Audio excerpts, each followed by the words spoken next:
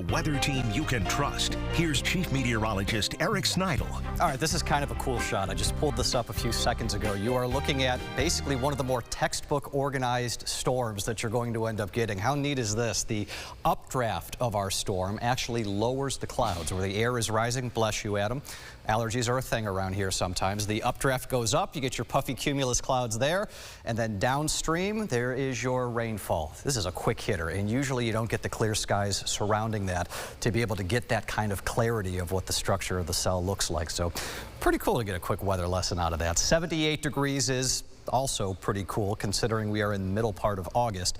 The dew point, though, that's been a healthier number, still in the 60s, which does drive a touch of a heat index. It makes it feel closer to the 80-degree mark. Satellite and radar at this point, we don't have that much left over in terms of activity, and I feel like after a couple more hours, once the sun goes down, all of this action will start to fade away. But heaviest downpour of the moment just on the east side of Webster, right along the county line. This is Monroe here, Wayne here. This will probably push toward Ontario and the north side of Walworth. Again, there's nothing in here that jumps off the page for problems. It's going to rain and rain hard, but that's about it. Haven't seen much in the way of thunder and lightning out of these, but enough that it's going to slow things down if you happen to be driving somewhere.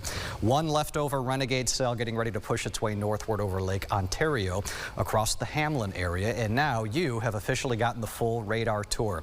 That's anything and everything that exists right now across western New York. Skies go partly cloudy otherwise into the night. This will be a cooler night, dropping into the upper 50s, but the catch tomorrow morning, cloud cover is going to come back. We've got another weak but zippy piece of energy that will slide off to our south across Pennsylvania. It'll give us some spillover cloud cover, but highly unlikely we get any rain from that.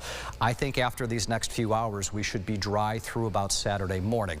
Into the weekend, the dew points go back up into the 60s. That is not a coincidence why our rain chances are highest, but I'm telling you, these shots of almost fall-like weather, they're one after another in a pattern like this, and that will come back into the early part of next week. Watch off toward the bottom of your screen. I mentioned the cloud cover from that system to our south. There it goes, but all the green, all the rainfall, it's going to have a really hard time making it this far north. Hard enough of a time that I'm not even going to advertise rain chances tomorrow in the Rochester area.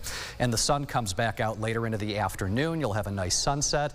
Air with some bite into Friday morning. I think that's going to be the coolest of the bunch. Parts of the southern tier are in the upper 40s for temperatures Friday morning, but the rest of Friday will shine. Weekend rain chances. We've moved some numbers around.